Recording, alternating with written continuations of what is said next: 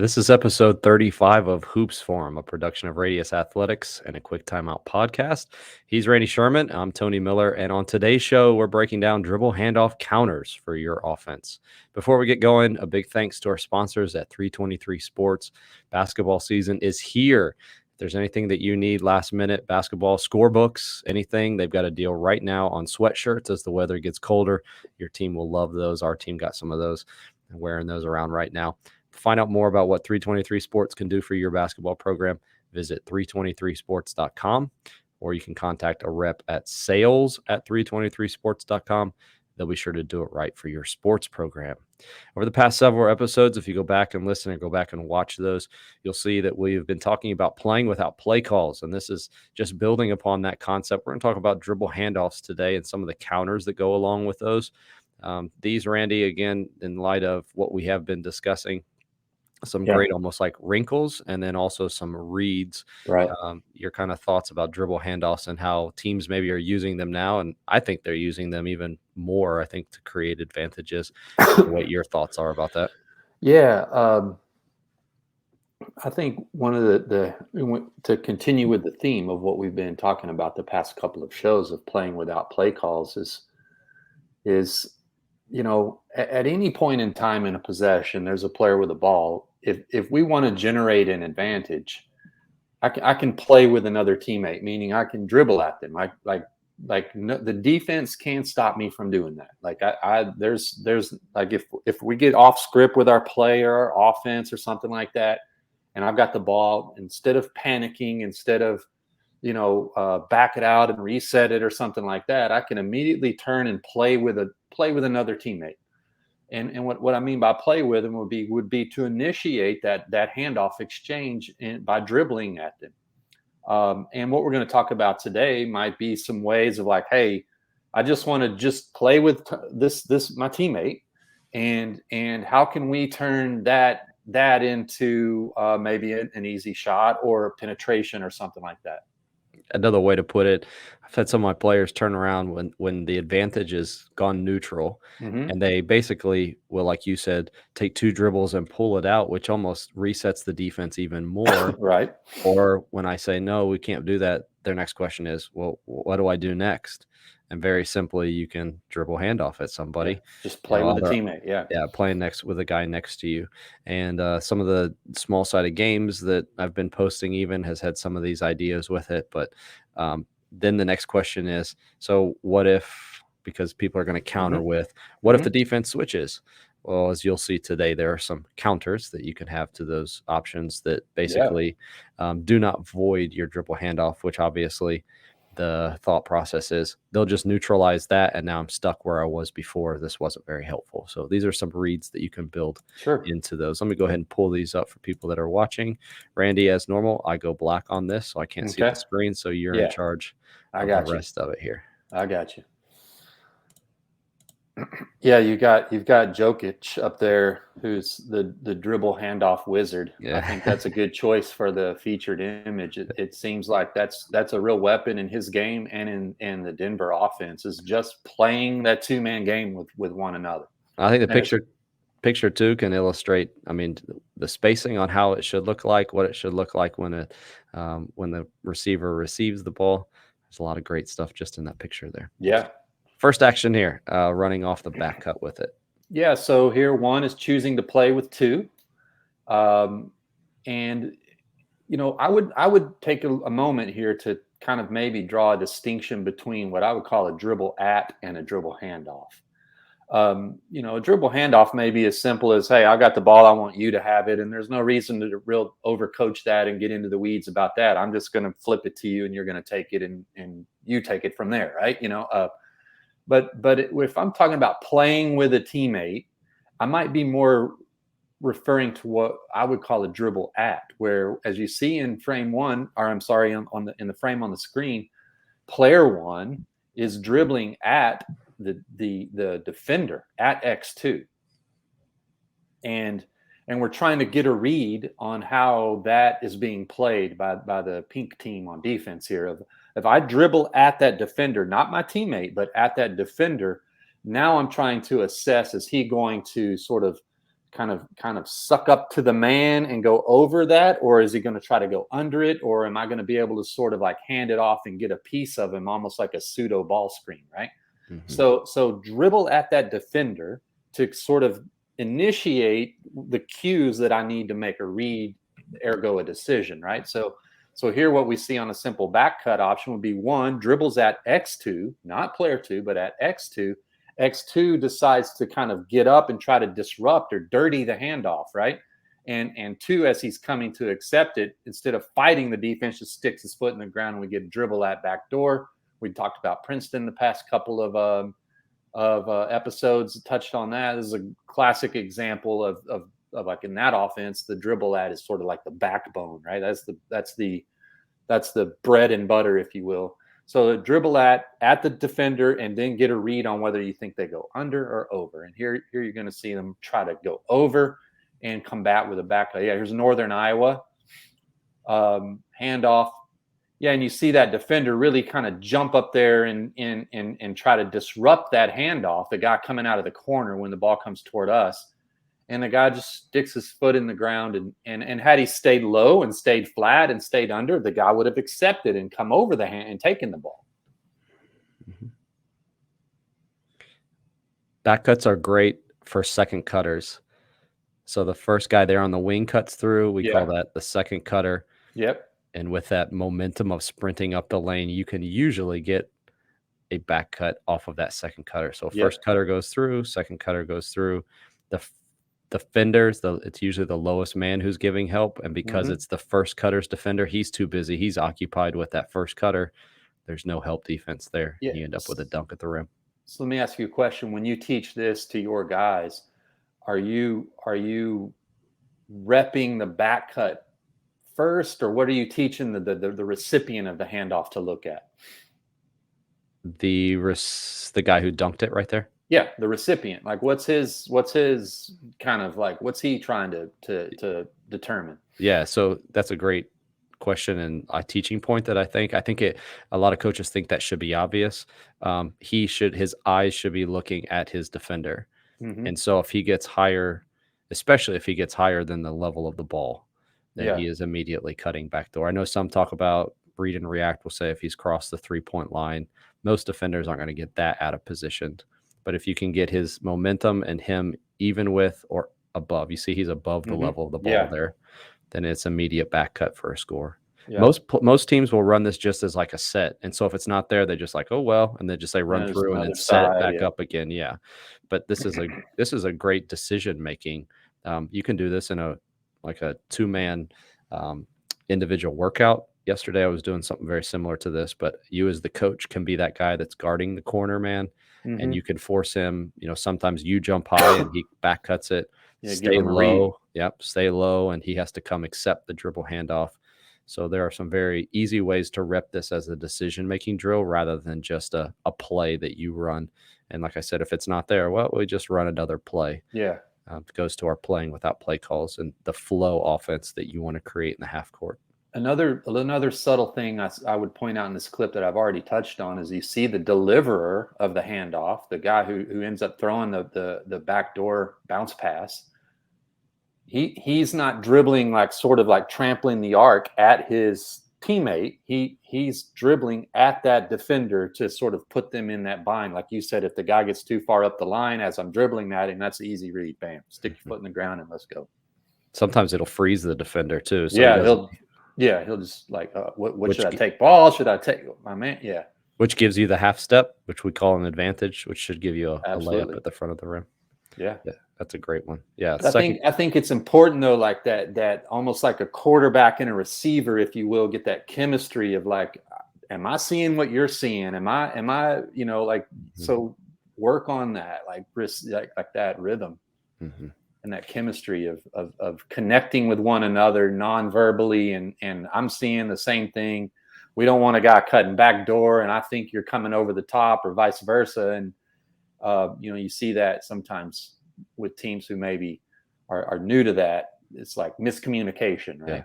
Yeah. That's where we get the old never fake back door thing, which I'm fine with, but I would rather them be looking and reading their defender rather than following a rule of never faking back door. Yeah. All right, next one here, faking the dribble handoff. Yeah, so like another example here of that connection I just spoke of between the deliverer and the recipient would be, if I'm the deliverer and I'm dribbling at X2 and I feel like that this isn't going to go cleanly, like the handoff isn't going to be clean, and like if the guy's coming over the top, I just don't like that X2 is kind of right there. I feel like it might get deflected or blown up somehow.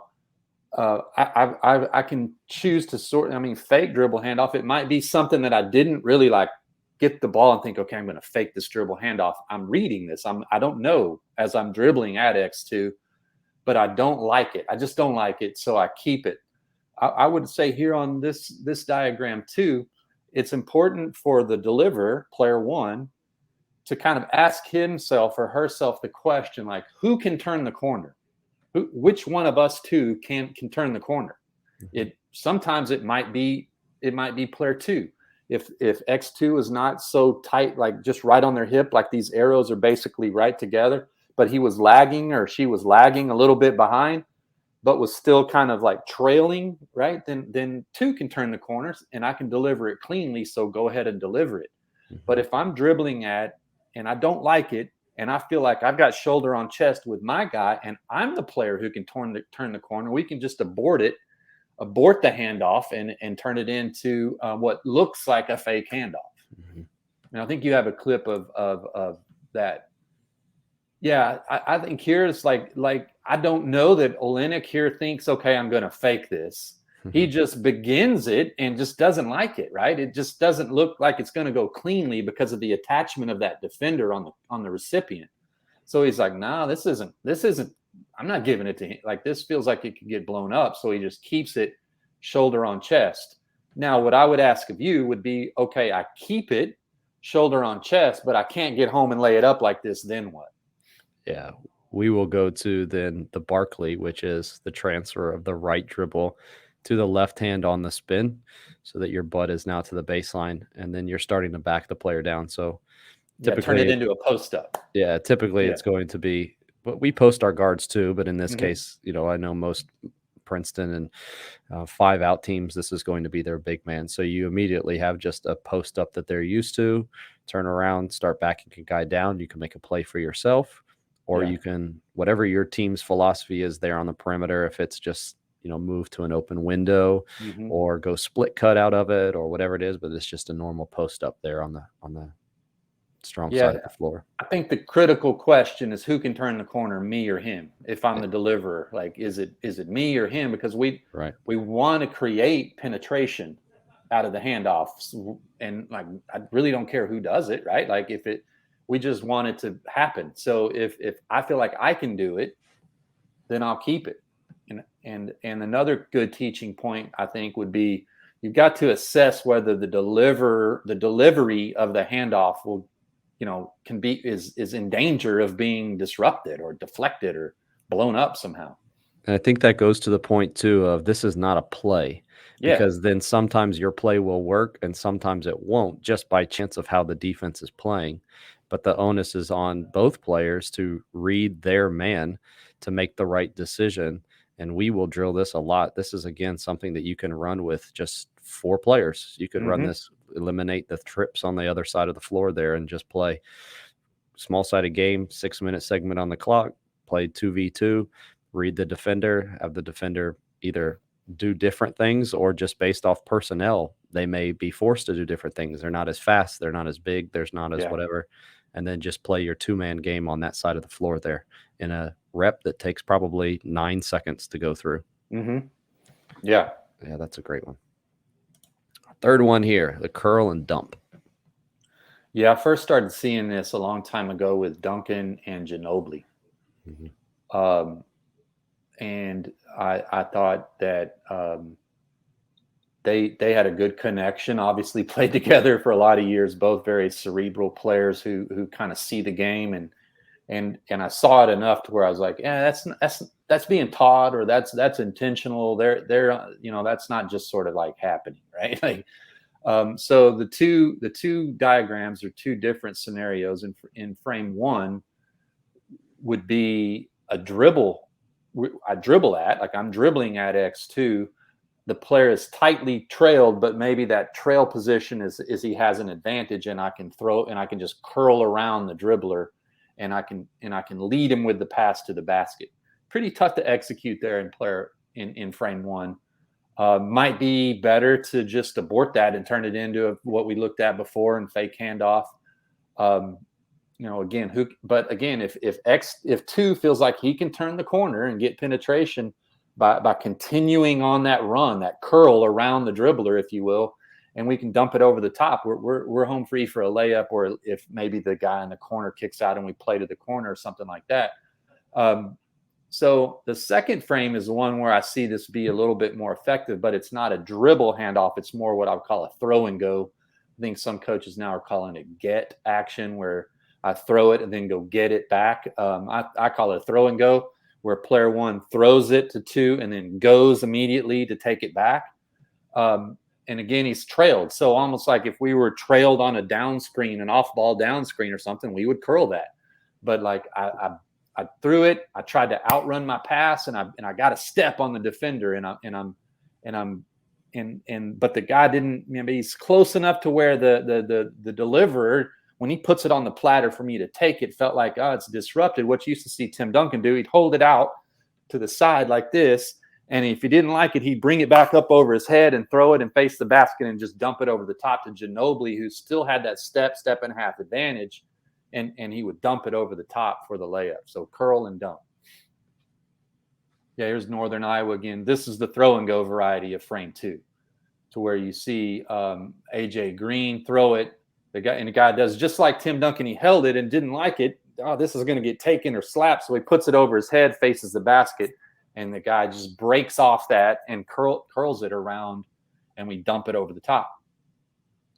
You could typically create your own advantage if you're the guy that's throwing it by rubbing close enough that your defender has to bump into the guy with the ball. Hip to hip, yeah.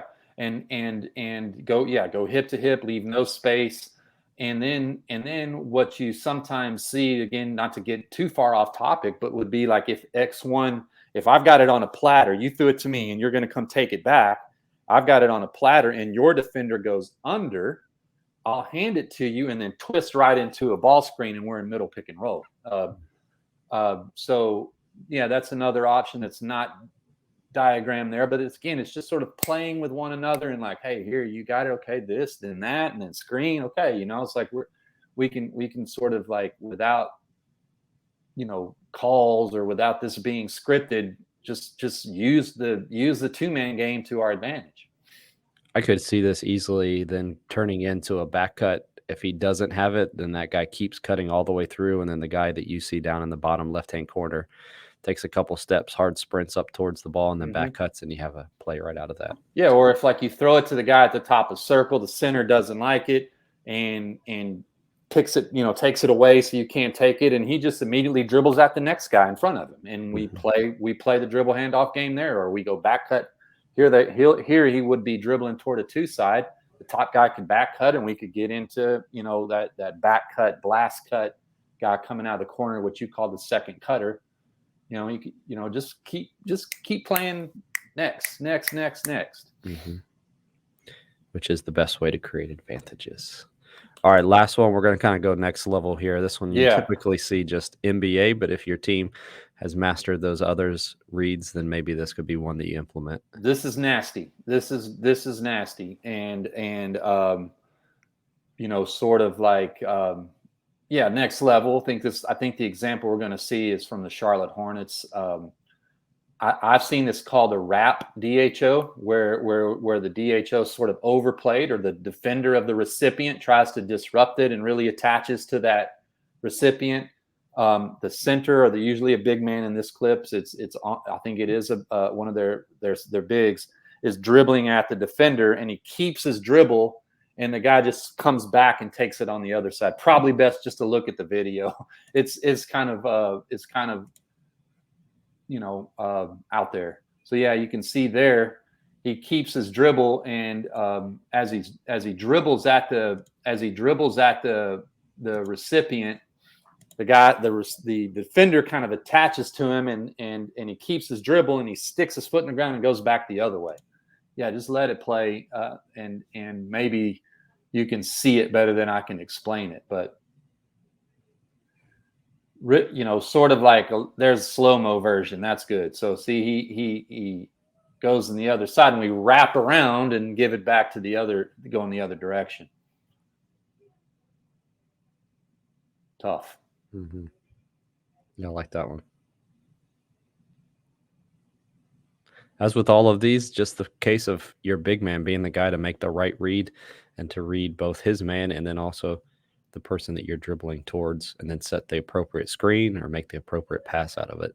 Yeah, and if I were a trainer, like one of the guys who works individually with players, and I had a client who was a big, right? I would be looking at the way the game is played now, and what is asked of bigs, and be like, I think there's a market out there for someone to be a big man trainer who's not going to go like, okay, we're going to do post moves and bang bang drops and drop step, because like what next level bigs are being asked to do now are deliver handoffs, flip screens, be trigger man at the top of the key in a 5-out offense. Like that's what the modern big skills are. Like look at the game and look what's being coached and get ahead of that. It's like, yeah, like if a tall kid, let's who's a skilled tall player, that's one skill they probably are going to have to master to play in a next level offense, is being the trigger man in DHOs.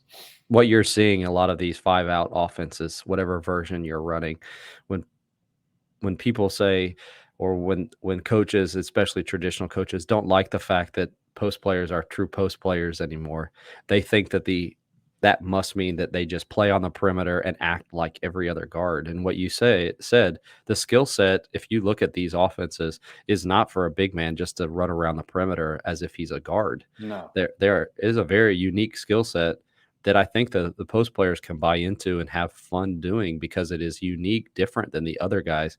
And they almost, especially if you're 5-out, the offense kind of a lot of times runs through you. yeah. And you can get a big guy to then go rebound, play more in your pick and roll. They don't want to just hang out in the post and get the ball sometimes and then every now and then be called upon to come set a screen. But if you're doing these DHOs and throw and goes with your big guy, you can get a big guy to really buy into that. And I do feel like it fits that more mobile big man that's being discussed and looked at with your Evan Mobleys and Draymond Greens and that kind of thing in today's game. Yeah. There's no doubt that the evolution of the game would say that, like it's asinine to say that there's no room for a big player now. It's basketball. It's a 10-foot rim. I want the tallest guys I can find, right? Like that's not going to go away. But there is a subset of skills out there that bigs need now, that like I think maybe that's my next career. I'll be a big man trainer, modern big man trainer, and to sort of like, okay, here's modern offenses and what is asked of a big right now. You don't have those skills. Let's work on them. Yeah, it's a subset of skills, like screening angles when you're in the ball screen, like when to roll, when to short roll, when to roll all the way to the rim. When I get a catch on a roll, how to then distribute if that catch causes a collapse, and all those things. And to wrap it back up with what we talked about, the trigger man and the DHO, man, that's almost all you see in modern offenses, is the 5-out or the big man sort of playing the 2-man game, or having to deliver the handoff in like Chicago action or something like that. Like that's I got to at least be able to do that, right and left-handed, and be able to do that. Hopefully that gives you some ideas, coaches, maybe even some workout ideas for working with your big men, getting them involved and using them with their unique skill sets and sizes to do more than just jack threes, which I think is probably what most of them think playing on the perimeter in the modern game looks like.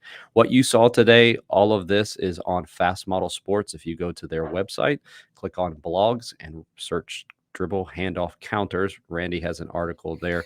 You can go back and watch the video there as well. Embedded will be from his Radius Athletics YouTube page. This entire video interview along with the diagrams, but all of that is there. You can go back and watch the videos. It would be great for you to pull out and show your team individually, or copy and insert a diagram, something that we just talked about, into one of your presentations. We're doing a lot of that right now here at the beginning of the season. It's been very helpful. Before we wrap things up, I do want to say thank you to our sponsors over at Sideline Interactive. If you're interested in improving the look of your gym, could also be something that you're wanting to increase revenue for your sports program, Sideline Interactive is the leading manufacturer in scoring tables and display boards around the country. To find out more about what Sideline Interactive can do for your program, visit sidelineinteractive.com. Appreciate all of you who joined us this week. As I mentioned before, if you missed any part of the live show, you can go back and watch the full episode on the Radius Athletics YouTube page, or you can listen to the audio version by searching a Quick Timeout podcast. You'll find the live version of the show there. Thanks for tuning in. We'll talk to you again next week on Hoops Forum.